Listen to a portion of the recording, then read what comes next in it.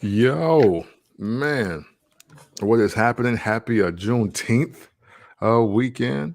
You know what I'm saying? I got the privilege to hear a white lady wish her staff a happy and safe Juneteenth on Friday. That was interesting. Um, Oh, yeah, you know what I'm saying? Hey, who knew? Who knew that they would turn the corner that quickly? Um, Happy Father's Day and happy Father's Day weekend. You know what I'm saying? To all the dads out there, in and out of wrestling fans as well. Hey man, a lot of daddy talk, so to speak, to talk about this week on this show. And we're just gonna get prepared to talk about wrestling like nobody else in the world. So without further ado, it is time for the first Black Champ podcast. And I'm Camp from the Port. and I'm Jr. Bang along with Liam Bim, Yeah. as you see right here. So if you Liam hear No that, Neeson. Let's uh-huh. go. So if you hear Baby Cools throughout this podcast, it's him. Make sure you rate, like, subscribe, download wherever you get your favorite podcast. Go ahead and get that merch. Yeah. Go ahead and follow us FBC_POD on social. And man, happy Father's Day. We're recording this on Sunday, Yeah. which means it's happy Father's Day and happy Juneteenth. And happy 21st birthday to my little sister Talia. Hey, And I don't think it's nobody else's birthdays or anything yeah, like that. I don't think so. So Yeah, yeah, so Pac and Kanye are out the way, right? yep. Oh, and Kendrick Lamar too. Yeah, yeah. Is All it? of them were like this week, I think. Yeah. Weekend. Yeah, so yeah, we good on that. Before we start the podcast, man, rest in peace to Dave Hebner. Oh wow. Yeah, Dave Hebner passed away. Famed referee. If you guys Yeah, remember, the switcheroo yeah, at the man. main event, Hulk Hogan versus Andre the Giant, Dave Hebner and Hmm. Earl Hebner, the twins. The $1 million man paying money to do plastic surgery on the referee. That was Dave Hebner and Earl Hebner. Hmm. So rest in peace to Dave Hebner and Jeff. Announced that famed referee Tim White has passed away as well. Damn. Yeah, two referees. Yo, Tim White, for all of y'all that may not understand the significance, he is like the premier Hell in the Cell referee. As a matter of fact, Yeah. he stopped refereeing after a Hell in the Cell match. He was like, "Nah, I can't do this anymore. Yeah, he I'm done." messed up his shoulder. Yeah, Like, yeah, that's a wrap, fam. But he also got his start, man, for like the hands-on man. That was interesting to learn. That he worked with Andre the Giant. He was his handler. hmm, And then he became a referee and everything. So rest in peace, Tim White and yeah. Dave Hebner, man. Is others. So I know this makes Father's Day bittersweet. So but Right. rest in peace to them both. So before we get into the nuts and I want to talk about Friday and Matt Riddle versus Roman Reigns for the undisputed world universal heavyweight champion. All of Yeah, those man. belts were on the line. And Riddle, I think, had a nice match. With what were your thoughts on that joint? Man, well, first, shout to me for being wrong last week, because I thought that they were going to like milk this one and be like, you know what, we're gonna handle Sami Zayn. I thought the side story with Sami Zayn was gonna be a thing, and then we were gonna get to Riddle, but that's not what happened. But I must say though, that match with Roman Reigns that Riddle had kind of puts into perspective the kind of post WrestleMania or I guess New Year he's having since WrestleMania. We have I know Bank for sure has mentioned how on fire Riddle had been the Yeah, last few weeks, and man, did he just confirm that in just a new way on SmackDown last Friday. Now, even though I totally understand uh the arcade bro, Randy's injury, him being the homie and all of that, but my only critique, if there is one, I don't think it's the greatest thing that Riddle's getting a bigger pop for doing Randy Orton stuff rather than his own stuff. That's just me. It's not that he's doing it wrong or that I'm like offended by it. It's just like, man, he has a whole entire move set that is still spectacular, but it seems like now he might be leaning a little bit too much on, hey, yo, I'm gonna pop with all the Randy stuff. And Right.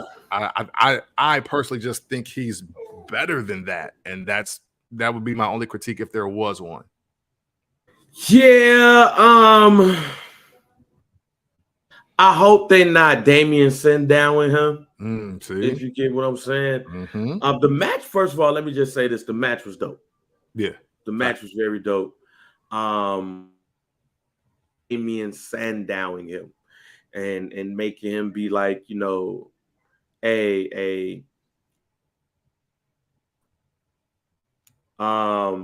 think that Riddle was better than that match, because the match was dope. The match was amazing to be a free match, especially dope.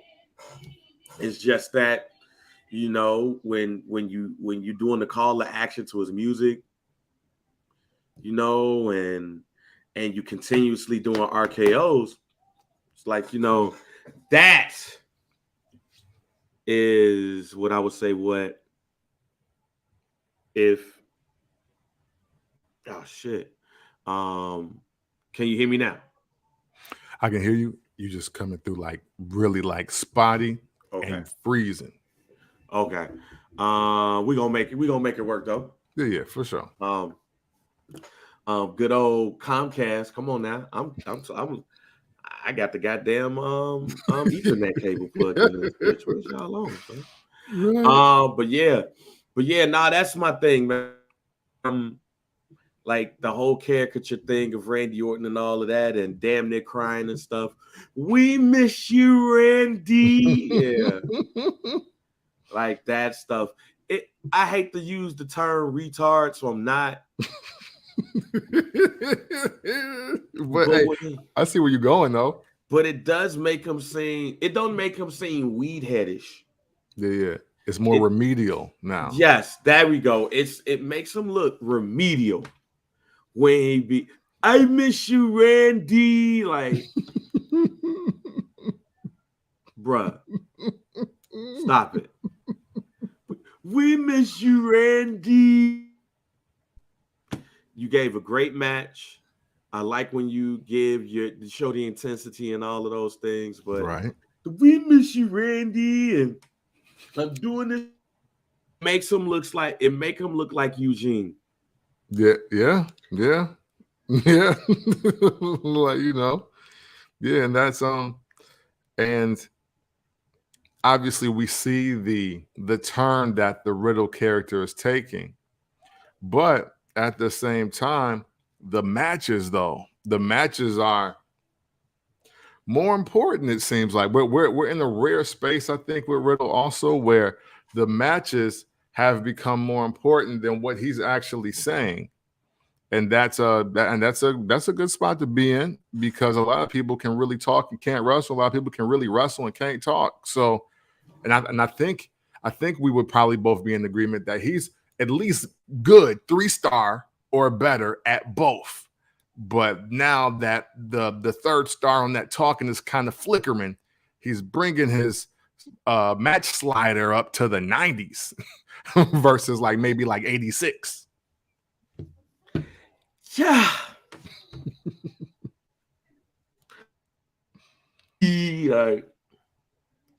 That I love Riddle. Just want y'all to know I love Riddle. Okay. It's just the we miss you, Randy stuff got to stop. Right, I got you. It has to go, man. It has to stop. It really do. And because if he's not going, we clearly know who's going to be wrestling at SummerSlam. Mm-hmm.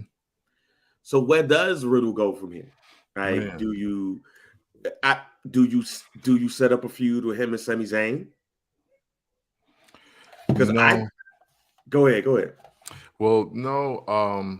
So now that basically the bloodline has beat RKO and taken title opportunities away from him and everything, now it's just time for Riddle to go back to Raw, dominate on Raw until what I'm expecting is one of the world titles makes it over there. Oh yeah, I forgot.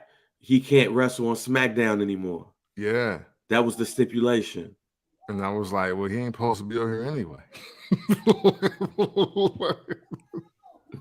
Like they made that stipulation like everybody able to do it but him. It's like, nah, he on Raw. He ain't supposed to be over here. Y'all booking the shit like that. Nah. So I'm thinking, I be forgetting again. The U.S. champion is your boy Theory. Austin Theory. Mm-hmm. Which I did that on purpose. Because I'd rather think every time though. Right. And it's setting us up for what we're going to talk about next. Just to go ahead and get in that nuts and bolts of the podcast, y'all. Mm-hmm. First part, let me explain. The WWE is in a DEFCON situation right now, ladies and gentlemen. They're DEFCON 3. So I would start at DEFCON 1, but DEFCON 1 has turned into 2 and maybe 3. So let's go into DEFCON 1, which is the main event for SummerSlam in Nashville. Is Brock Lesnar versus Roman Reigns. Again. Yeah, man. It's like the third SummerSlam in a row, too, ain't it? Damn near. Mm-hmm. Like specifically for them, yeah. It's like, WrestleMania. I think SummerSlam last year, if I can remember. A couple of other WrestleManias.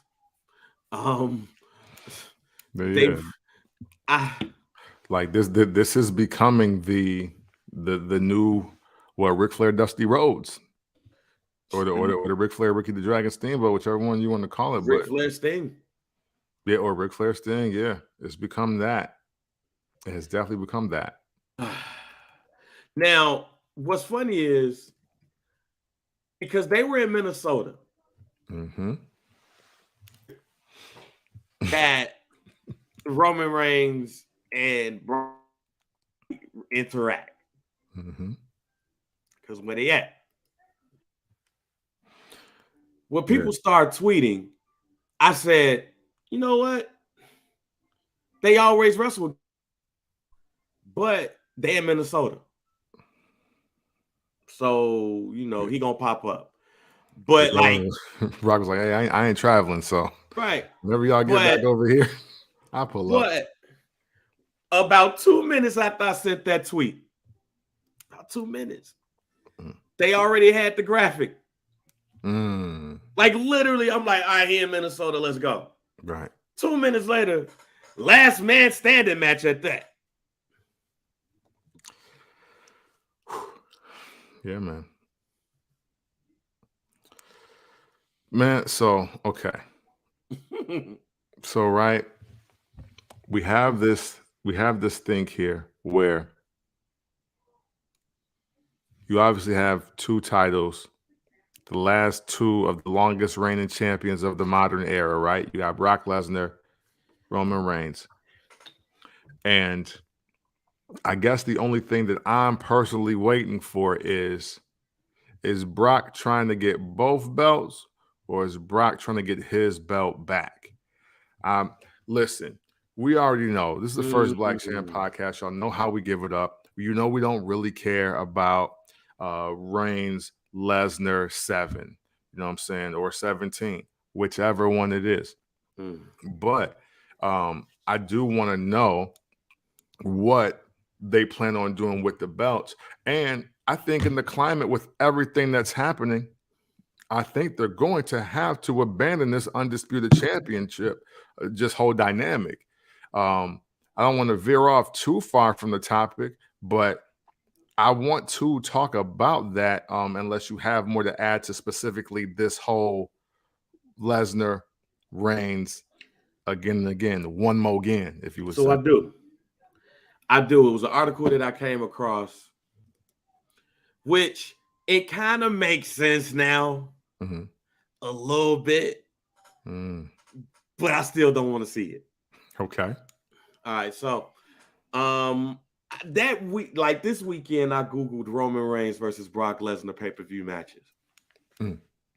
So I came across this website called ITN WWE. This article came out yesterday morning. Roman Reigns versus Brock Lesnar rivalry in the WWE. How many times have Brock Lesnar and Roman Reigns had matches against each other? They've had 7 matches in total against each other. It includes 4 single matches, 2 triple threats, and 1 fatal 4-way. How many matches have Roman Reigns won against Brock Lesnar? So it looks like it's 3-3, fam. Here we go. Right. See? Okay. And I like how you said, here we go. Yeah. Well, there you go. Like, it's like, okay, but still. So let's go to Brock Lesnar, Roman Reigns, and then Seth Rollins at WrestleMania 15. We know how that ended. It ended with the cash-in heard around the world, the greatest cash-in ever. Roman Reigns, Brock Lesnar, Dean Ambrose for the #1 contender spot for the WWE World Heavyweight Championship at Fastlane 2016. Roman Reigns won that. Okay. Brock Lesnar versus Roman Reigns versus Samoa Joe versus Braun Strowman, fatal 4-way for the WWE Universal Championship at SummerSlam 2017. So to your point, here's a SummerSlam reference. This is also the famed fatal 4-way where Brock Lesnar stole off Braun Strowman. Yeah. He was Cleared like, nah. his ass. Like, just in case you thought it was a game. Right. Bow. So, and Brock Lesnar won that. So, let's look at this so far. We had a WrestleMania match, a Fastlane match, a SummerSlam match. Then let's go to 2018. Lesnar versus Reigns. And Brock Lesnar won that. Let's go to the greatest Royal Rumble, as they had called it that year. Royal Rumble 2018. Brock Lesnar, Roman Reigns, steel cage match. Brock Lesnar win that. Then SummerSlam 2018. Brock Lesnar, Roman Reigns, Universal Championship. Roman Reigns won that. And then you had the Crown Jewel match. Brock Lesnar, Roman Reigns. Roman Reigns won that. And then the match number 8. Champion versus champion. We already know who won that. So they've actually wrestled 9 times against each other. Does need to be tweaked a little bit. 9 times against each other, but unless you're counting, if you want to count like the Fatal 4 and the triple threats and all that stuff, right. But 9, and they're on a streak right now. When it comes to these joints, because you have Crown Jewel, you have WrestleMania, then you have SummerSlam, which the last time they did that type of run was, as we talked about right here, 2018, where you had WrestleMania in New Orleans, I believe it was too, and then they went against each other at the Royal Rumble, and then they went against each other at SummerSlam. So Royal Rumble, SummerSlam. So it's so much to say. So I'm going to simplify it here. Okay. I blame Randy Orton's back. Yeah. I do. I didn't think he was that injured, but it turns out that he is. So it's break Vince, and we'll get into this. I think part of his situation is part of this. Why it's break glass, call Brock. Break glass, call Brock. Big part of I think part of Vince's issues is part of this. I think the other thing is Randy Orton's back, and then the other thing is trusting your superstars. Okay. Seth Rollins put out a tweet right after that where it was a face palm. I don't think that was kayfabe, ladies and gentlemen. Oh no, not at all. I think that was real. Yeah, not after how his year started. Just and how it ended. yeah. Well, Yeah. how it started. No, whenever that match was, I think it was Royal Rumble, right? Yeah, it was a Royal Rumble. So how it started. So Yeah. you're right, how it started and how it continues. Seth Rollins is probably the hottest wrestler on your roster that's not injured. That's including your world champion. And you very easily could have and put Seth in that match, especially said match against Seth. And that didn't happen. You went to Brock. Break glass, call Brock. So that's one. Bobby Lashley. I mean, if we want to be technical, Bobby Lashley never lost that belt. They could have very easily got him away from that pose down shit that they had him doing on Raw with Theory in a feud for the United States Championship and have him go after the belt. Chicago said he wanted to go after, and then you put him in the feud with Theory. You could have very easily took him off that bitch and put him in the same situation you got with Roman Reigns. Now, with that being said, I'm going to place blame on a group of people. I'm placing the blame on white people. Okay, I feel this already, but go ahead. Specifically, ages white male. Blame y'all. Like, we would get different if y'all would want different. And the way Brock Lesnar popped out there and y'all popped, man. When you see that shit and you hear that shit, whether we agree with it or not, you give Vince McMahon a reason to say, hey, this is why we want this match. Exactly. Especially since WrestleMania didn't go the way we wanted to go because clearly Roman Reigns got injured or something happened. Right. So we're going to go ahead and finish what we started. And, we're going to make it a last man standing match. So they're going to go through, and beat the shit out of each other all through Nashville. I can tell you right now, though, I don't want to see that shit. Yeah, you know what? Me neither. But you're right. The thing is, excuse me, they're going by the majority rule, and if 51% or more of the people that are in an arena hear, and then y'all, right, and then that happens, and doom, doom, doom, doom, doom, doom, doom, doom, doom, doom, and then he walk out with a new hat, and you keep under there with a new hat and old denim, but y'all keep going crazy. They gonna be like, oh shit, y'all want Brock Lesnar. Y'all want Brock Lesnar in the main event against the champ. Don't matter who it is. So, and for the last 2 years, it's been Roman Reigns. So, so I would, and you know, because I know some of our wrestling fans of today are very analytics driven and financial driven or whatever, right? So this is also something to say that, hey, when in doubt, we know the draw of Brock Lesnar versus Roman Reigns is going to give us the most money. So I don't want to hear shit about booking issues.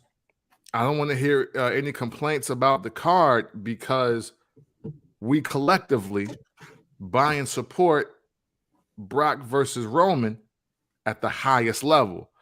And and they're going to keep doing that as long as the reenactment of Bang's reaction is taking place. You tweeted out something the other day around booking in the WWE. Oh, yeah. I wanted you to expound on that today, especially with what we see with Brock versus Roman 10 or 9. Right. Whatever, whichever one it is, but we know it's that. Right. Yeah, man. You know, we often hear, yo, it's bad booking. People suck at the booking. Booking is trash. AEW's booking is better, or you know, Andrade can't get booked great anywhere. And the thing is Like, this is the stuff people say. They say it like in public. And my thing is, we got to start really clarifying what bad booking is. Yeah. Because there's bad booking, and then there's matches you just don't like. There's bad booking and matches you particularly don't want to see. Can't get mad at that right there. You're totally 100% right on that one. Yeah. Because there is people that would see, look, I hate what I'm because we at the end of the pod. Mm-hmm. So it's kind of being hypocritical right now. It's kind of being hypocritical. I don't want to see Brock Lesnar versus Roman Reigns right now. Yeah. I don't mind if I ever see them two again. Mm-hmm. It ain't bad booking. Yeah. Bad booking gets you no people in the seats. Right. Bad booking gives you no ratings. Bad booking makes everybody boo. Let me give you an example of bad booking, ladies and gentlemen, which in hindsight, it was bad booking. Mm-hmm. But when it was announced, we was like, oh shit. But there was a reason why it became bad booking, and the WWE should have changed it. Mm-hmm. It's Brock Lesnar versus Goldberg at what, WrestleMania 20 or 21? Yeah, the Universal Championship one. No. Oh, no, there's just the other one, the grudge match one. The grudge match one with Stone Cold Steve Austin as the special guest referee. Yeah. See, when Brock Lesnar lost the title to Eddie Guerrero, it was an upset, right? Mm-hmm. But all leading to that, it was Goldberg versus Rock because they was talking shit to each other. Mm-hmm. So in the got his neck brace off. Congratulations. Get healthy. And hope we see you in the ring. It was the grudge match of grudge matches, aka big men bumping meat. That's what that match was going to be. Mm-hmm. That match was going to be like, the Legion of Doom Road Warriors versus the Skyscrapers. All of the big dudes in one ring about to beat each other ass. And the thing about it is that whatever you think about Goldberg, this is a match that makes him look good. Mm-hmm. Versus Brock Lesnar at that time. But then it came out that Goldberg was going to be leaving the WWF.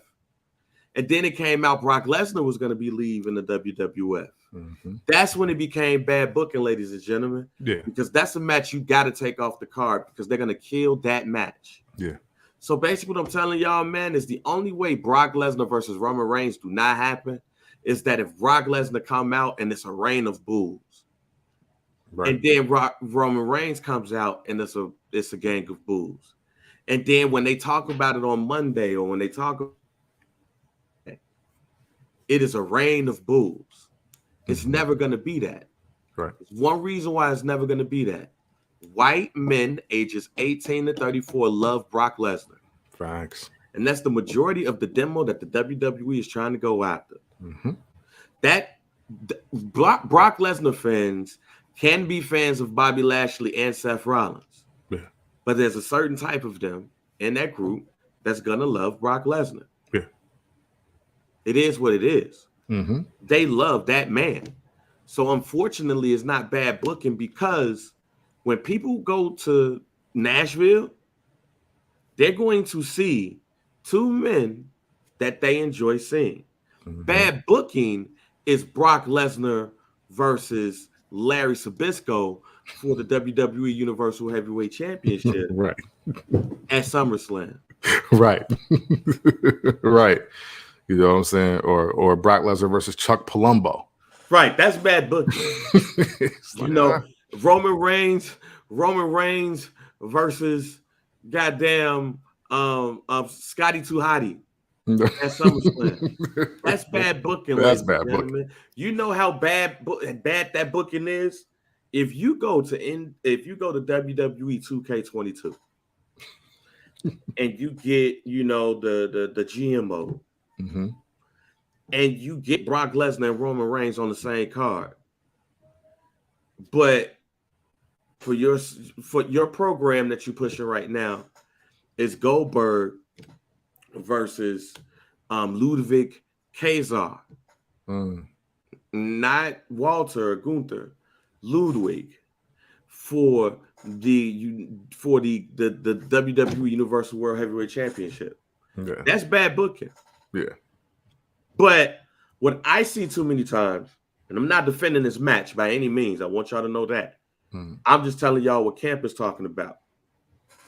We see too many times where people say, oh, this is why the WWE is not going to make stars and all of that stuff. You're right. But it could be two things that are right here.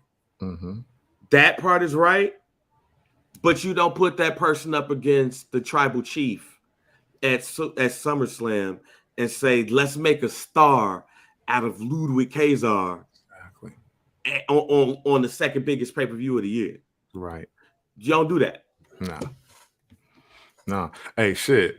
Hey, listen, y'all want to know what was high key bad booking, and we don't talk about it because dude released Roman Reigns versus Cesaro at what was that? No Way Out Backlash. What's up? Like we don't highlight that like that. That was bad booking. And the thing is, y'all would think it's not because Cesaro can wrestle and because Cesaro's able to give you 5-star matches. But nah, that was bad booking. And that's why it didn't happen at the Marquee 5. And it didn't happen. And it was a great big spectacle. And there was no great montage to create from it. That's bad booking. And y'all wanted to see it. So at the end of the day, who's really bad at booking? Yeah. But I want to shit on this match. Okay, let's do it. Shit. It's our show. This first Black Champ. I do want to shit on this match, though. Mm-hmm. I really want to shit on this match. Well, what we're saying is bad book, the difference between bad booking and everything. Make no mistake about it. Nobody.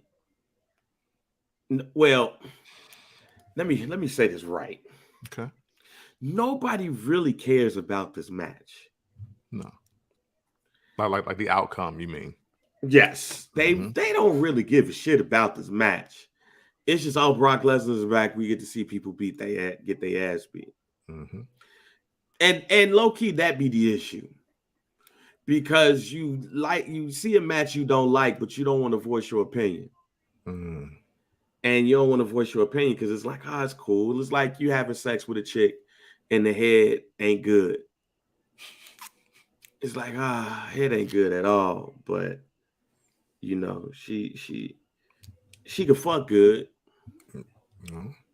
I just don't want her to give me head again. Mm. Like that's this match. Okay. That's this match. The foreplay, except the opposite. The foreplay of the match is probably gonna be dope. Yeah. You're gonna see Brock Lesnar beat up the Usos and maybe Sami Zayn. He's probably gonna have a great interaction with Sami Zayn again. You know, and people are gonna get their ass beat. And even the intros of the match are gonna be amazing. I can't wait to see the pyro. The pyro is gonna be amazing, Cam. The pyros. Because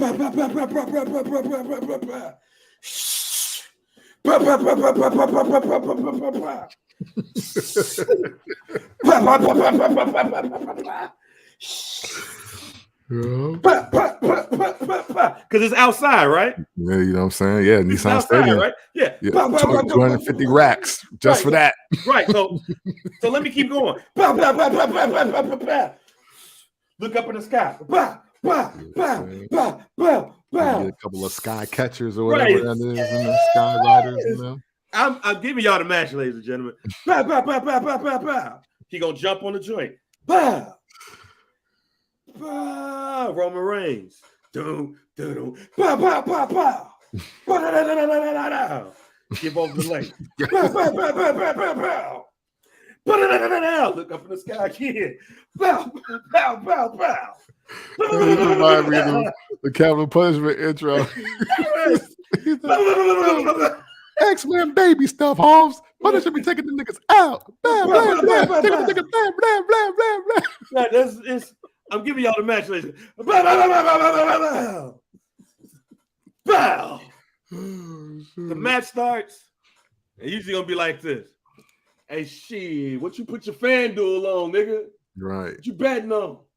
You're not gonna watch the match? Oh, I've already seen this match. It's gonna be the same entire match.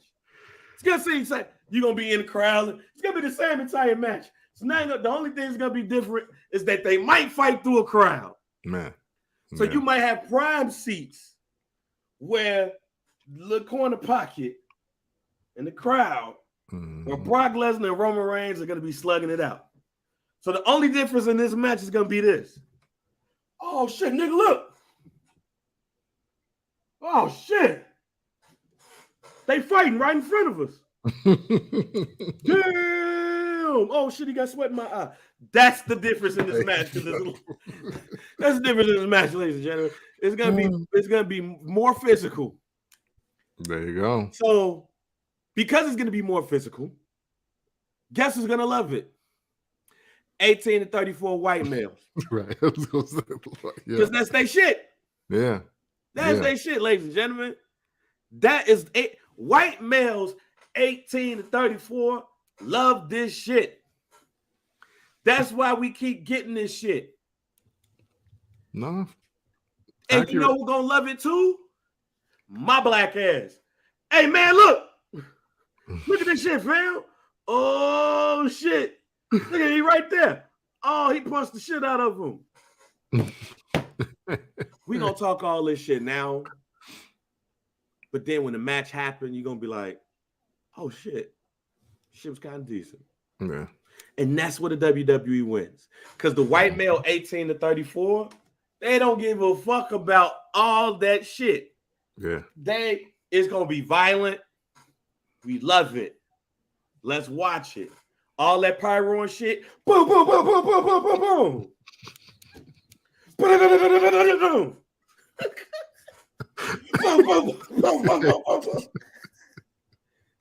Boom. We gonna be waking up from this shit. We probably doze off from the match before and shit. Oh shit, pyro. Boom, boom, boom, boom, boom, boom.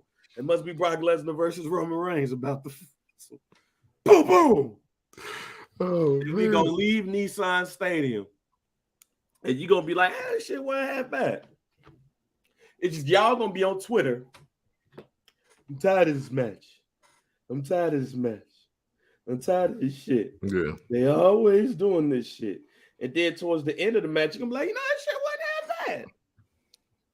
And that's where the E is gonna win. That's where they always win that. That's where the WWE always win that. Mm-hmm. Like when we did the Hell in a Cell review, one of the things we said was, well, we don't necessarily like the card, but this shit gonna pop off. Yeah. And what happened? Cody took his jacket off. His shit looked like a mosaic painting. His chest looked like a motherfucking mosaic painting. And we was like this whole match. Oh, this shit's intriguing. Yeah. And now, but like even to put that into more perspective, Bang, I feel like more people tuned in when they thought the main event wasn't gonna happen. So that ain't proving y'all point either. Because if more people now decide they gonna watch it, if the guy or the wrestlers or the match starts to trend more 24, 36, 48 hours before it actually happens, that's a win for them. Mm-hmm. Even if, and the thing is, they had one to the point where, in all honesty, it could have been a squash with Seth going over, and y'all just would have reacted to the squash, but it was like, but hey, we had y'all whole weekend. Nothing but Hell in a Cell was on y'all mind the entire weekend, so we won. You tuned in, and that's that. And low key, that's all that matters. Yeah. That's literally all that matters in this case, man. So let me go on record as saying, fuck this match. Fuck the pyro. Fuck the in-ring and out-ring shit. Mm-hmm. But I'm saying it for two reasons. One, I don't want to see it. And two, when I see it, I'm gonna be like, all right, I guess it was cool. So the hypocrite in me is gonna pop out, and I don't want it to. I get you. I think Bobby Lashley or Seth Rollins should be in this match. Honestly, I think Seth Rollins should be in this match. You know, I think this should be Seth Rollins versus Roman Reigns right now. But here's what I'm also fearful of, Cap.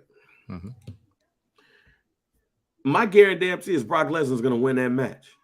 Dang, Pedro, we ain't coming for you no more. Dang. I think he's going to win this match, Chief. I think after reading that, Brock Lesnar can't lose 3 straight times in a row. Yeah. To this man. That's definitely not in his personal character. And like, I mean, and shit, the Undertaker Lesnar series shows you that. Yeah, I don't see Brock Lesnar winning this match. You want to know what I see, Camp? What's happening? 1, 2, 3. And the whole crowd is in shock, jumping up and down. And Samantha, the ring announcer, saying, "Your winner and new WWE Universal World Heavyweight Champion, Brock Lesnar." Boom, boom, boom, boom, boom, boom, boom, boom, boom, boom, boom. Boom, boom, boom, boom, boom, boom, boom, boom, boom, boom, boom. Boom, boom, boom, boom, boom, boom, boom, boom. Now, I will say this. The other part of the guarantee is that Monday on Raw, Brock Lesnar shows up with 1 title. Because then they finesse it and they say that by law, the rematch that was given to Brock Lesnar was for his title. Yeah. Roman Reigns is still the Universal Champion. Bill, Bill, Bill, Bill, Bill, Bill, Bill. Bill. That's my guarantee. Let me get it out the way. I don't want to see that match, but when we get done with that match, unless somebody get hurt, you're not going to be underwhelmed. The only way you're going to make yourself overwhelmed is because you're going to hate the match before you even see it. And it's going to continue when the match is happy. You sitting there watching like, man, that was a dope ass spear. But I didn't want to see that shit. Yeah. Yeah, man. I mean, hey, look, I can't say you're wrong. I think that SummerSlam is just going to be the confirmation of a lot of audibles that need to be taken. I think a lot of things that were just supposed to happen are just not going to happen anymore. And when things are not going to happen the way they're supposed to happen in WWE, 2 to 3 people get called or hit the switch. And in order, those people are Triple H, John Cena, and Brock Lesnar. just look at the last decade. Whenever some shit didn't really go how it was supposed to go, Triple H, John Cena, or Brock Lesnar has showed up. And we can almost damn near guarantee that John Cena will be wrestling Theory at SummerSlam. Yep. Oh yeah, that's definitely happening. And why that's going to happen, ladies and gentlemen, because you don't need Vince when John Cena's out there. Because Cam, you know what's going to happen? Let's say the day after Money in the Bank, when Theory is pissed that he just lost his United States Championship. That's another guarantee. I'm telling you, blah, blah, blah, blah, blah, blah. Blah, blah, blah, blah. I challenge you, John Cena, to a match. You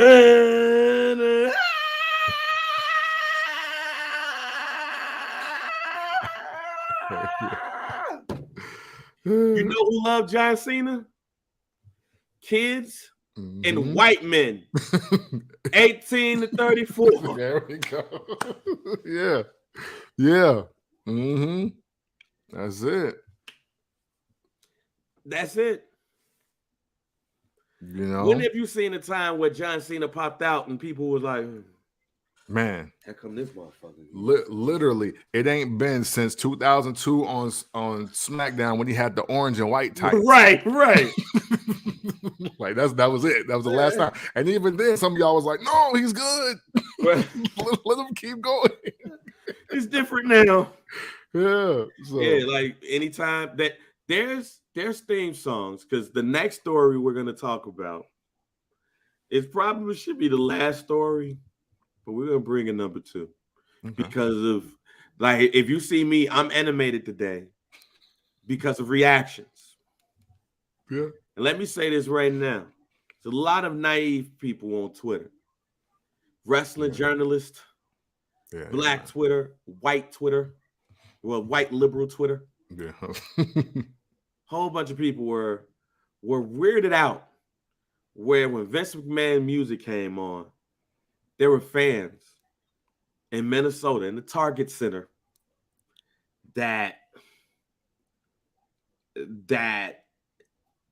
in no other term popped for one Vincent Kennedy McMahon. Now you might be like, why? You might be stuck under a rock, and you might be like, why wouldn't they pop for Vince McMahon? But Vince McMahon is being investigated by the WWE board of directors, because apparently he had an affair with an employee, and he paid said employee $3 million to shut up. Some good nanny right there. That's amazing. But that next, and Stephanie McMahon was named interim CEO of the WWE. Which that's wild in itself, and we'll get to that. Yeah, that's wild in itself. Then it was announced the next day that Vince McMahon would appear on SmackDown. And there was some pundits that was like, yo, he's crazy. What do you expect? I know the lawyers are like, what are you doing? I'm here to tell y'all, no, they didn't. Because Vince McMahon came out there. And you know what Vince McMahon heard? No chance. Yeah. That's what you got. Yeah. And you know when they paying that crowd, you know who was cheering that shit? White men. 18 to 34. There we go. Yeah. White men. 18 to 34 was going nuts. No chance. Hey. No chance in hell. Yo. Vince McMahon music is so over that he don't even strut to the ring no more. You got it. Motherfuckers be crying and shit. You got it. No chance.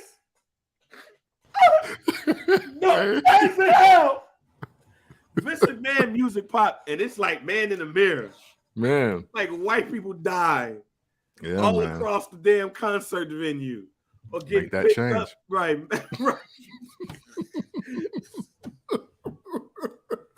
Getting picked up by medical officials, putting on the gurney, and they still on the gurney. Like, I look on Twitter and people like, yo, this is nasty. I'm not gonna be that honest for y'all today. What I am gonna say is that white men 18 to 34 grow up to be white men over 60 plus that have some money enough to have sex with a woman and pay her a considerable amount of money to be quiet. Listen. That's what I'm going to tell you. What Vince McMahon did, reportedly, allegedly, is the dreams and aspirations of a lot of those men, white men, ages 18 to 34, aspire to be. So when You Got No Chance in Hell comes on, that music was symbolic. Because let's get to what Vince McMahon said. And Vince McMahon was like, the WWE in his intro, it says 4 things. Or we'll say 4 things. Then, now, forever, And now, together, welcome to SmackDown.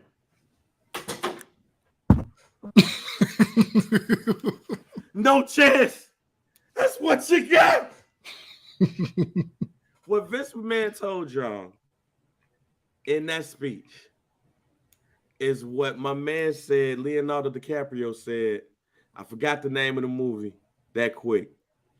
But the movie where he was the Wall Street guy. Yeah, Wolf of Wall Street. Wolf of Wall Street. Yeah. Ladies and gentlemen, I'm not fucking leaving. Yeah, no. and you know what happened when that was said? White men, ages 18 to 34, wild out. Mm-hmm. Yeah. Vince McMahon know who his base is, G. Yeah.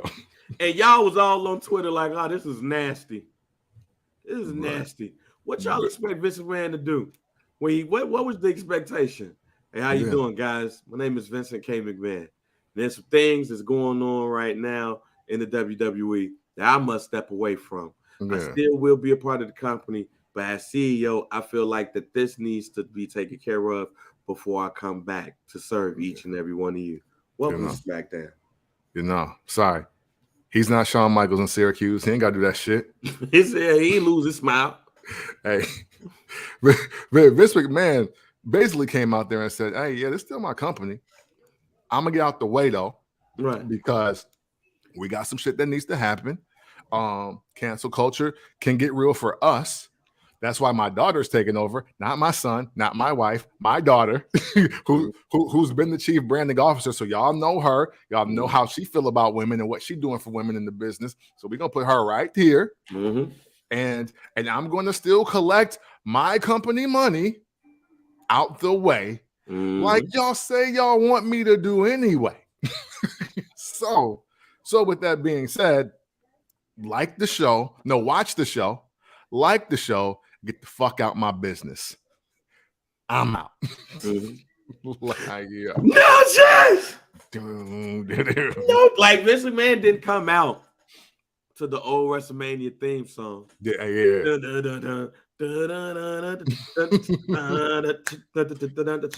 He didn't come out to that. Man. He came out to the theme song, which has told you about him. Basically, the majority of his life is no chance in hell y'all getting rid of me.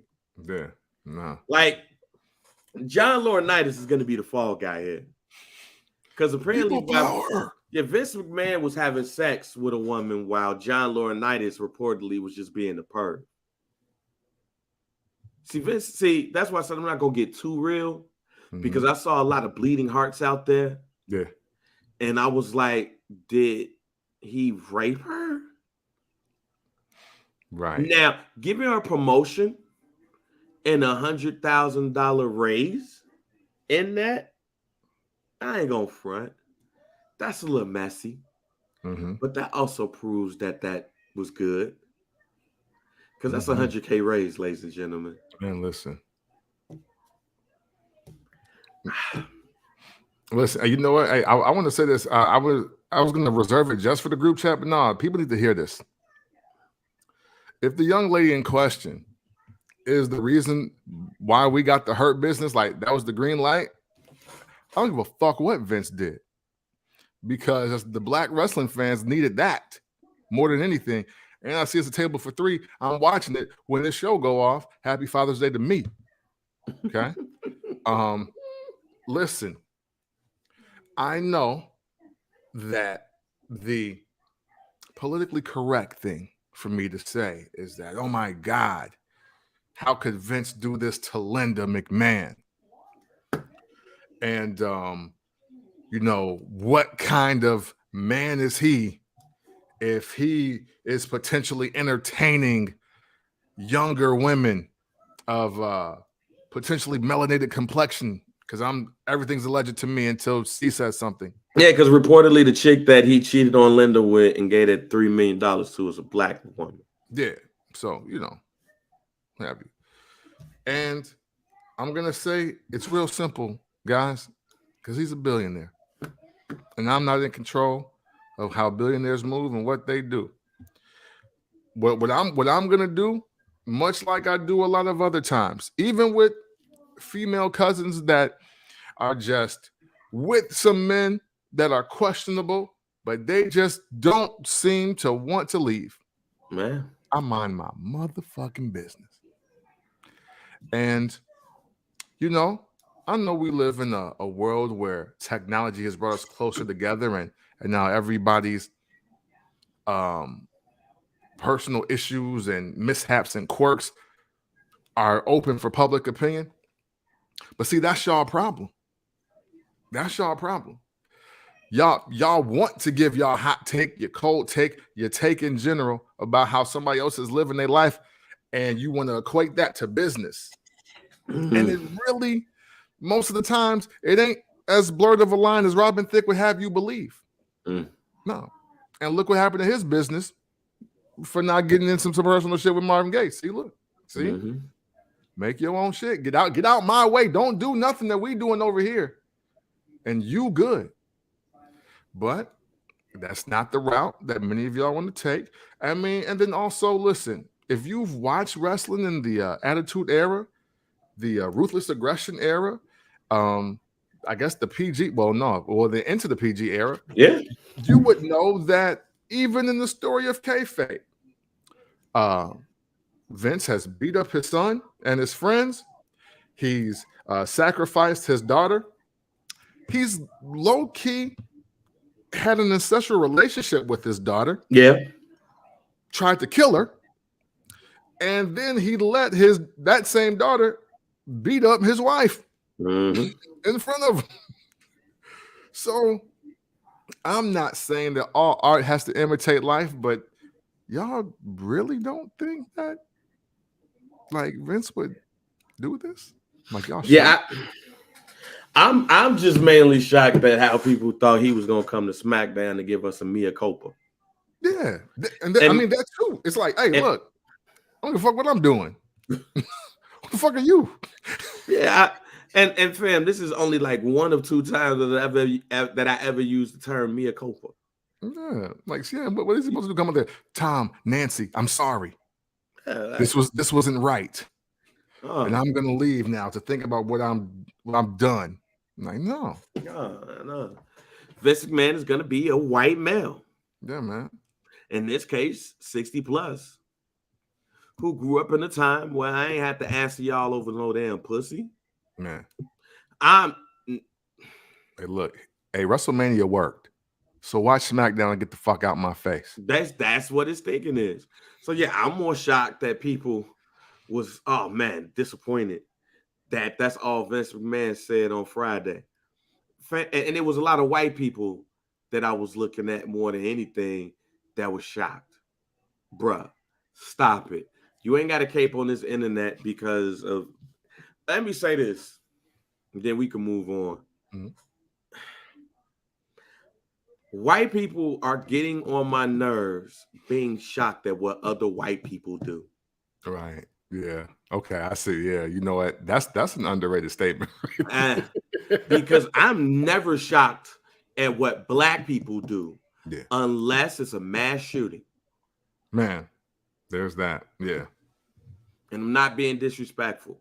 Any black person to tell you when they see a mass shooting and they say, hey, we don't know who the person is, but then when they find it and it's a black dude named Jerome, you like, oh, what the fuck? Like, wait a minute, where'd he even get that from? Why? How? Oh, he must have been around some of them. That's what's said in Black Homes, ladies and gentlemen. Like what? They didn't arrest him for trying to buy that AR-15? Right. Like, how did he get it in the first place? He's not supposed to even get that.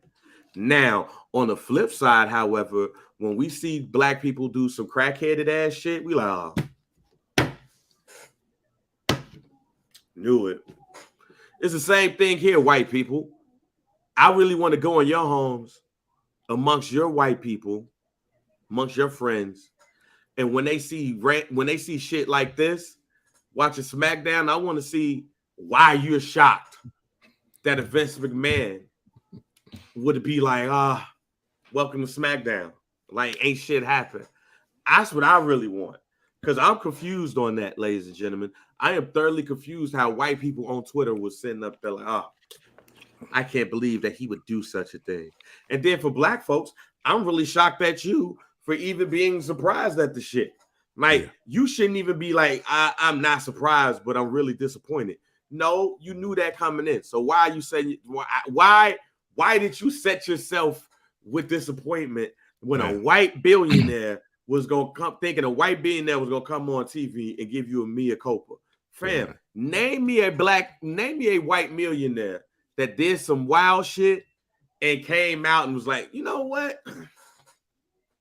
That was wrong. My bad. Yeah. I ain't never seen it. So for black people to be on Twitter, you know who you are. Going on Twitter, I can't believe Vince McMahon to do such a thing. You're dumb. Yeah. Like a capital D-U-M-B. You are a dunce cap.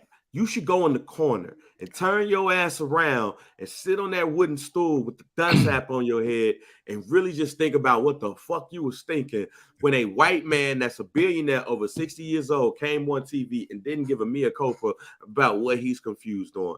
There are a number of white billionaires that own companies that sleep with their secretary and give their secretary money.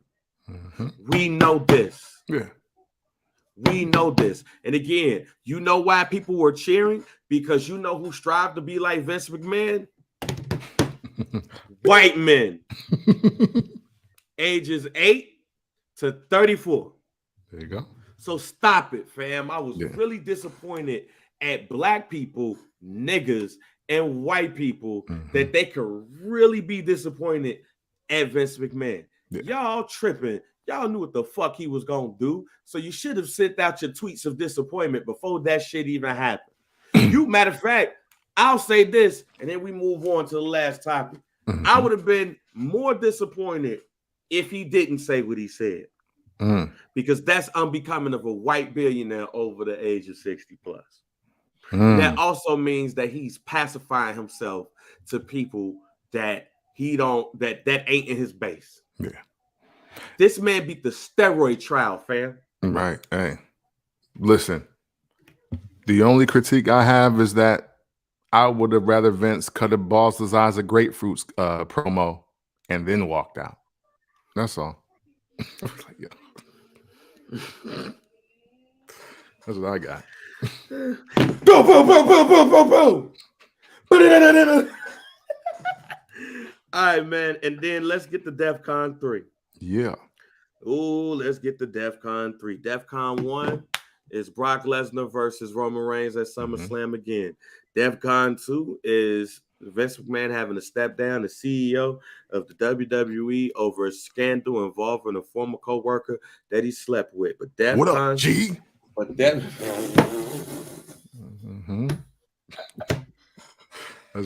probably like Natty probably over there with the do-rag on for real. Yeah. Man. Dead ass. DEFCON 3, however, is the ongoing controversy surrounding Sasha Banks. Raja Girl, I think the Raja Girl, that's the Twitter from the Wrestling Inc., sent out a tweet saying that reportedly Sasha Banks was released from the WWE. That caused the firestorm because the people that normally say the shit, which is Sean Ross Sapp and Dave Meltzer, ain't say shit.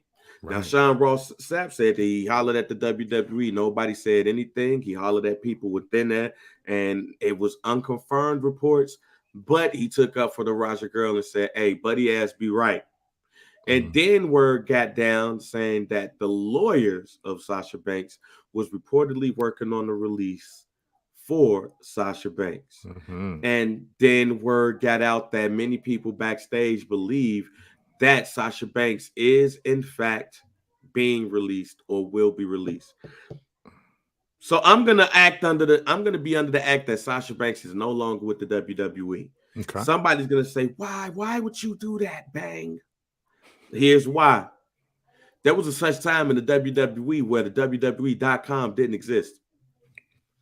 There was a such time in the WWE where when a motherfucker got released, you didn't get a tweet or you didn't get a post on the website on Facebook or anything saying that Sasha Banks has been released from the WWE. We wish her well on her future endeavors. It was a time that shit didn't happen. You know what it used to be a time of? But damn, this motherfucker just got his ass whooped on WWE. Now he on Saturday night's main event. What the fuck is going on? Mm-hmm. Like, I remember watching Raw and Vince McMahon saying that the Macho Man was no longer with the WWE. Mm-hmm. That was literally the first time that I could remember somebody saying that somebody was no longer with the company. Mm-hmm. And then, like a couple of weeks later, the Macho Man popped his ass up on WCW Saturday Night. Yeah. But it was being teased by Mean Gene Okerlund saying that a former WWF World Heavyweight Champion is on his way to WCW. Yeah, you will not want to believe this scoop. Hit the WCW hotline, 1-900-909-9900, and I'm going to give you the scoop on who may be joining WCW in the weeks to come. And then a couple of weeks after that, Macho Man came out there with the electric guitar version of his theme song and shit. And next thing you know, he was fighting people. Yeah. That's how Mean Gene Okerlund used to give us hints on who would be joining WCW through that goddamn hotline. Mm-hmm. So, R.I.P. R.I.P. So, look at Sasha Banks. The rumors out there that she will no longer be a part of the WWE. Here's another guarantee. I don't think we're going to get a wish her well on your future endeavors tweet or website post on WWE.com. In fact, my prediction is we ain't getting shit. We getting the old days. That motherfucker ain't here no more. Yeah. That's it. Yeah. And you know what? I believe that once it was saying that her and her lawyers were like involved in her release. And I think just that statement alone, that, oh, this is about to go different. And not only is this about to go different, I think Sasha Banks has put it out there like, hey, I'm not even in this wrestling world no more. So don't even bring my name up in none of this shit. I am officially Mercedes full time, and I'm capitalizing off of everything as Mercedes. So the only thing I want to do is get out my press as Sasha Banks as I transition out. That's how I took a lot of this. So I agree with you in that instance, because releases, like you said, at first they were non-existent. Then Vince did one. Now we're present day, and it's .coms, sports reporters, and all that. But that's for people that are continuing to wrestle, or potentially looking for other jobs or looking for other gigs as a competitor across the globe. I don't think Sasha Banks is in that class, and she's making it known with how this is all going. Yeah, I think Sasha Banks is making it known that she's bigger than the WWE at this point in the way that she feels. I don't know if I agree with her or not. It's not me. It's not for me to disagree or agree with her or not on this. She's clearly unhappy. She's probably been unhappy for quite a while. She probably feels that her mental health is affected by dealing with the company, so it's time to dip. And you know who ain't got no problem with that? This guy right here. Yeah. Same. But I believe that it's so much ill will that she ain't getting the send off. Yeah. And she probably don't give a fuck about the send off. Right. And I mean a tweet or Facebook page, a Facebook post or a post on the website that says we wish her well on her future endeavors. If we get anything, it'll say Sasha Banks has been released by the WWE. Yeah. That. And you know what? And truth be told, that's all I need to be said. Yeah. You know what I mean? Like, I think we have given press releases of releases way too much power. Yep.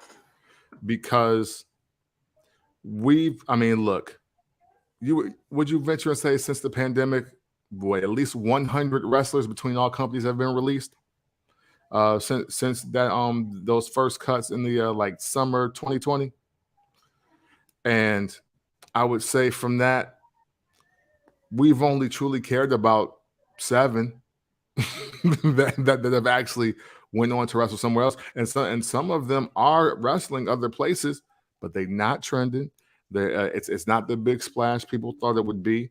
And the guy that y'all thought was going to change whatever company he was going to go to has still yet to put on a pair of boots and tights, period.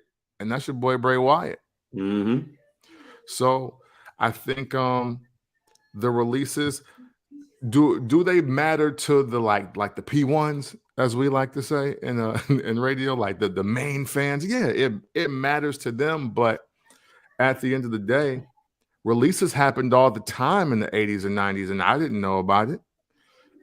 And I still kept watching the programming. And I think that's what everybody needs to do moving forward, because that's just the reality of it.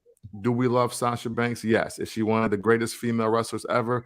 By far, yes. There's no question about all of that. But at the end of the day, if she don't want to be with the company, and if there isn't a company big enough to house her in the States, I'll say specifically, and she's found another way to get her domestic bread popping in a different level, then we respect that. And if we're truly fans of her, then we're gonna follow her wherever she goes. So if she's gonna do a movie, she's gonna do a sitcom, she's gonna do a reality show, we can check that out, because wrestling was just one of the things that she did. She was obviously multi-talented. Mm-hmm. And your fandom of her as a person or as a brand shouldn't live or die by you knowing for a fact she got released by the WWE. Yeah, and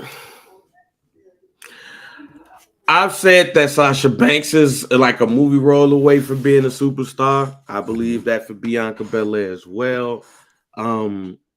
I mean, I think I'm all just for the mental health part here.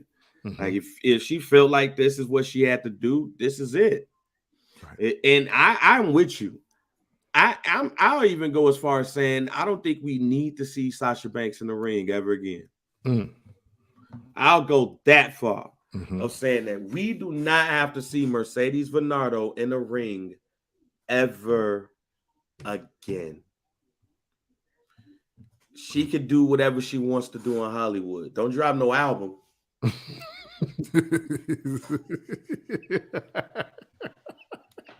Don't do that. Don't drop the album. Don't let your cousins do that. Yeah, let your cousins do that. Don't do that. Don't do that at all. Yeah, you trying to hear on the hook of that new Snoop? Nah, not at all. No. I don't want to hear that. But I feel like to your point, I feel like press releases are getting out of hand here. Everybody's waiting for the news that they already know. Yeah. And that's what irks me about the internet and the dirt sheets when it comes to wrestling. It's like you gotta hear it.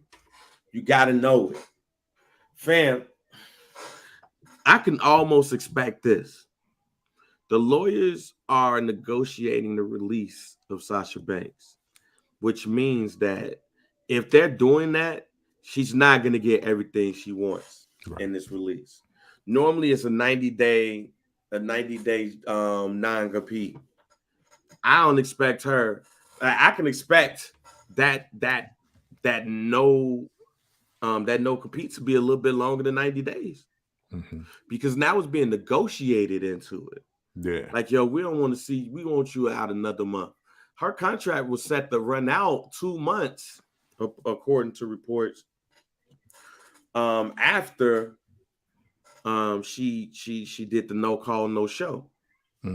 So I can almost expect nothing to come out until July. Right. Late July, that she's no longer with the company. I want to see what that looks like. I think the WWE, like, yo, if you're trying to leave like this, then you can't wrestle nowhere. Like, hey, like keep it a buck with you. Right. Basically, I see this as, what's love got to do with it? Tina Turner wanting the divorce from Ike. And Ike is getting everything. He's getting the cars. He's getting to keep the houses. He gets the publishing on all of the Ike and Tina Turner shit. All Tina Turner wanted was her name. And what did Ike say in the movie? What did Lawrence Fishburne say? And nah. She ain't keep her name. That's my daddy name. Mm-hmm. It's my name. That's my daddy name. And she said, I worked for it. I worked hard for it. That's my name. Mm. I'm not saying that she wants to keep the Sasha Banks name. Mm-hmm. I'm saying that that's how I look. She's probably going to give everything that she needs to give up to go back to the WWE. Mm-hmm. But she's probably going to say, hey, if I give you all of that, I need to be able to do what I want to do as soon as I sign this contract. Right. Hell, I wouldn't even be surprised if the WWE try to get some points off of whatever she make in the next 2 years. So glad you said that. So glad you said that, because you know what?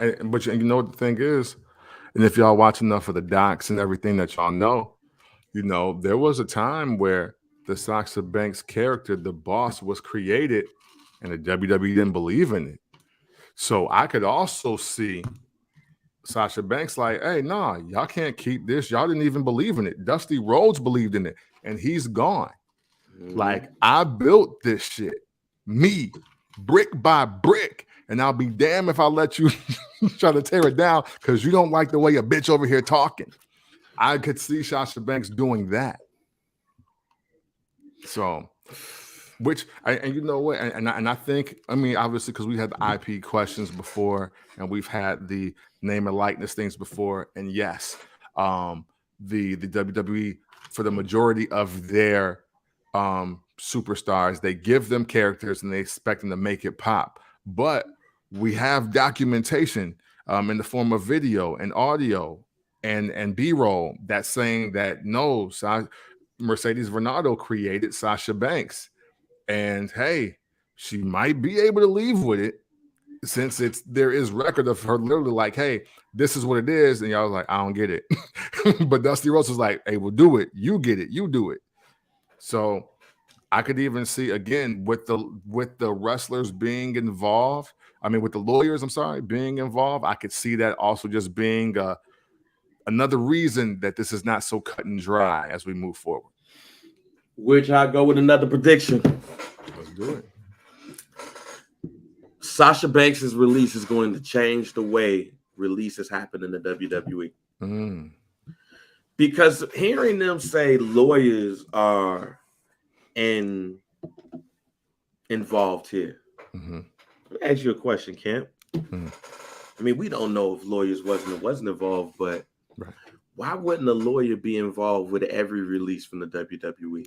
Man, if you want to be released. Like, I'm sitting there thinking, like, say for instance, I'm Bray Wyatt, mm-hmm. and I want to be released, and I request for my release, and they say no. Mm-hmm. I'm just gonna be at the crib, like, well, they said they ain't gonna release me, shit. Yeah. So I'm just gonna be in catering for the rest of the week. Ali said that he wanted to be released from his WWE contract for so long. Yeah. And they told his ass no. Yeah, fly out. And then his guys got beat 3-4 weeks in a row by The Miz and Theory. I don't want to be here no more, fam. Yeah. You mean to tell me I ain't gonna get no lawyer too? Hey man, look this over. How can I get out of this contract? Oh man, I got you. You mean to tell me everybody was like told no, and then like, right, fuck it. Go home. This is unfair. Yeah, you mean to tell me they just got on Twitter? Right. You mean to tell me they just got on Twitter? I requested my release from the WWE. They told me no. I hate this company. You mean to tell me that Sasha Banks was the only smart motherfucker to go, I don't want to be here no more. Go ahead, do Snoop, Brandy, Ray J, want to be released. Can I get one of your lawyers? I can afford it now. Thank you. Yeah, I think this is going to change the way that releases happen in the WWE. Mm. And I hope it does too. Okay. Because if you don't feel like the way the WWE set up, they are independent contractors. If I don't want to be that motherfucker, I don't want to be there no more. Right. Yeah. I didn't sign a 5-year deal with you for $100 million, but I'm a independent. Like, this ain't the NFL. Right. Because the NFL got pensions and a union and a whole bunch of other shit that we ain't got, but it's the same structure. I think Sasha Banks getting a lawyer, and if that is if her contract runs out next month, like it's allegedly supposed to, and there's still bullshit, this lawyer shit is going to change the way we look at releases or ask for releases in the WWE. It has to. It has to. Or you might, I mean, look, let's start trading contracts. Man. If we're doing this, hell, it's not unprecedented. The UFC traded the contract to Demetrius Johnson to One Fighting Championships for the contract to somebody else and some money, I believe. It was some shit like that. But they traded contracts, my G. Hey, let's start seeing the WWE and AEW trade contracts. Word. Or MLW. Look, I'll trade you Sasha Banks for Jade Cargill right now. Yeah, but Tony ain't got it though.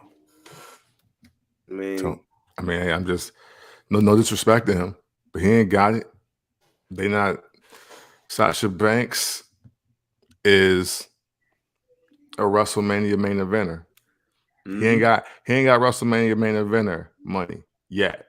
You know what I'm saying? I'll speak it into existence for him, and it's a big difference. But you're right though. Hey, look, if Vince could pick up Jade while clearing out Sasha Banks' contract, at this point I say do it. Because we know Sasha Banks ain't going to AEW. She'll be like, hey, look, man, just pay me out, man. I'm out, man. Yes. But see, here's the other part.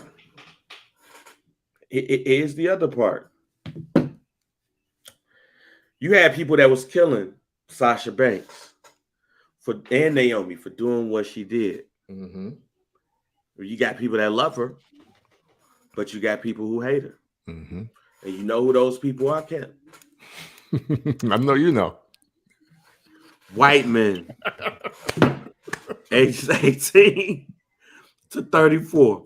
That's right. I think y'all know what today's pod is going to be named. Yeah, man. It's WWE DEFCON 3. Yeah. White men. Ages 18 to 34. There it is. That's it, man. Ain't shit really happening in wrestling that needs to be talked about, needs to be cared about. Brock Lesnar won. Gunther. Gunther did his first anti-white, his first clear to white men ages 18 to 34 promo aimed at fuck America. Yeah. I'm happy. There you go. Because Gunther got a name that represents hate according to y'all. And he told y'all he hates y'all. Yeah. He making it clear he ain't here for this America shit you talking. Let that man hold that title for a year and beat everybody's ass, man. Especially white men, ages 18 to 34. There it is. Whoop they ass too. What else? Riddle was on Raw now forever. Yeah. Randy Orton might be out for the year, so prayers up. Yeah, to Randy. Right. And if you didn't hear it clearly in the beginning, I'm tired of Riddle saying Randy because they got my man out there looking remedial. That's all. And AEW is really loading up on this Forbidden Door joint, giving us some of the worst segments I've seen on that show. Yeah, hey, you know what? Real quick. Because even though, I mean, obviously Jeff Hardy has issues. Yeah, you got it, because I ain't want to. Yeah, no.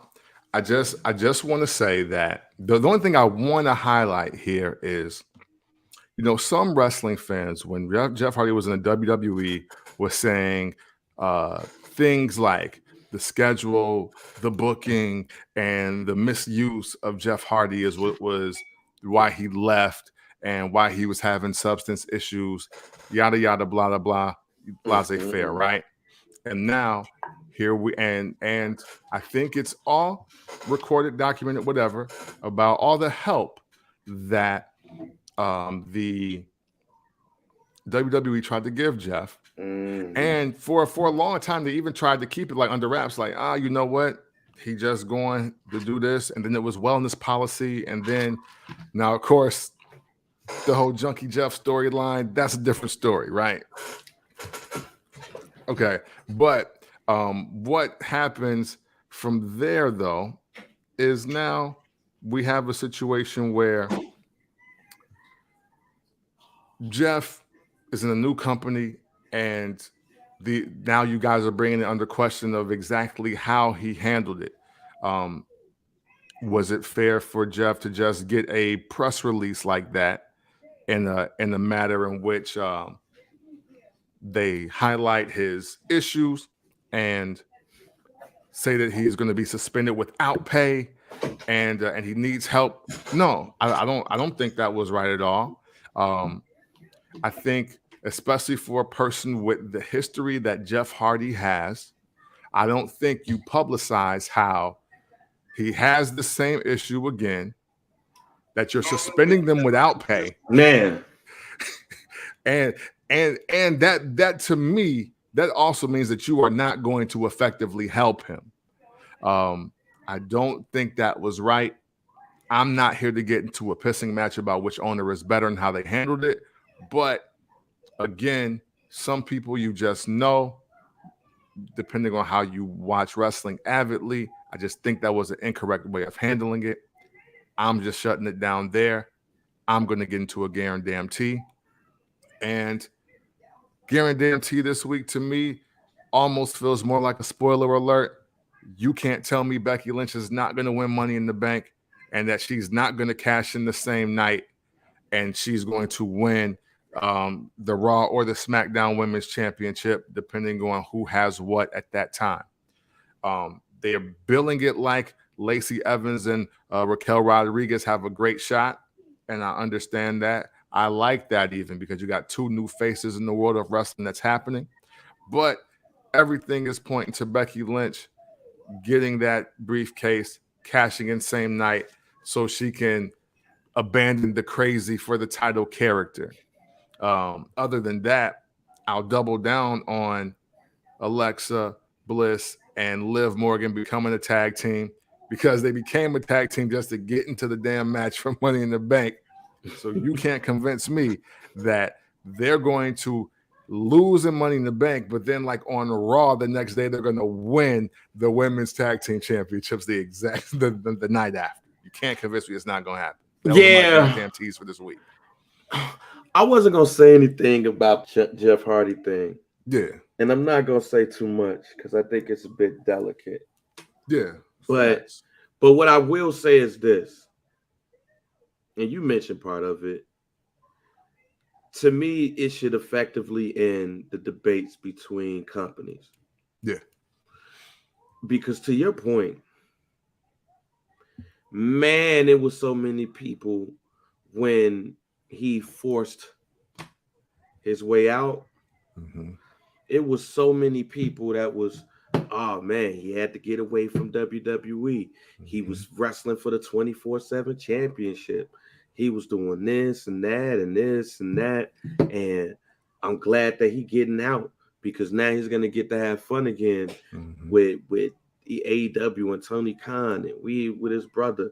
And I ain't got no slight to Matt Hardy in this case because Matt Hardy is doing what he should have did was take up for his brother and everything and help put his brother on because he's probably trying to help his brother behind the scenes. Right. But I'm going to go a different place. To see the cops pull up to that man, guns drawn up and everything and all of that, it was a little bit scary for me. Yeah.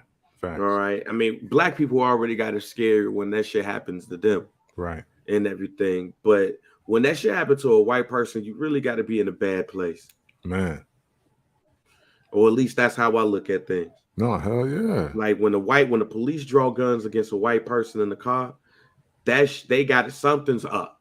Yeah. Well, they probably in a bad place. And it shows to me that Jeff Hardy was in a bad place and everything. And maybe somebody at the E knew it or questioned it. Yeah. And he didn't like being questioned about it. And as somebody that's been around addiction, people with addiction don't like to be questioned if they're still addicted or not. Facts. So even at the beginning, that was a sign to me like something wasn't right. Mm-hmm. And then seeing the beating that he's been taking with AEW with these matches and everything these last couple of weeks, I'm sorry. I don't know how you recover from that without doing some things that you ain't got no business doing. Man, listen. It's like he put himself through shit either because he's Jeff Hardy or because that's what the company expects of Jeff Hardy. Mm-hmm. Oh man, go do that thing you do when you flip off some shit and damn near break your neck. Right. Jeez. So when you go back to your hotel, how do you recover? Mm. What's your addiction? Right. So, and I know I saw a lot of people tripping on him, and everything, and I'm not gonna trip on Jeff Hardy because addiction is scary. Addiction is hard, and addiction is one day at a time. Mm-hmm. But I will agree with you. I did not like that statement that was put out by AEW. It was almost like they was trying to save face. Yeah, man. This is what we do over here. Yeah. And but this is what we're gonna do. It was almost like trying to save face, and I didn't like that at all. And saying that he was gonna be suspended without pay until he get himself together. Yeah. See. Nah.